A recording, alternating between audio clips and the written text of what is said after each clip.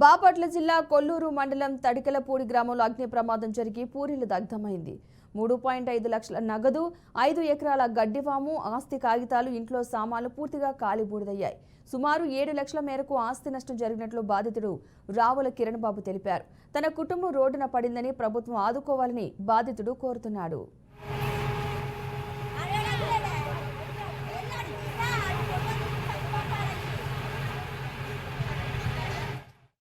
Short circuit అయ్యింది. ఇదంతా కాలిపోయింది. 3 లక్షల డబ్బు అయింది. అసలు బంగారం పోయింది. కట్టుకోవటం గొడ్లు పోయింది. ఏమీ లేదు, ఆదుకోవాలి. మాకు ఇల్లు లేదు, గడ్డి కూడా అయినా గడ్డి కాడ కాలిపోయింది.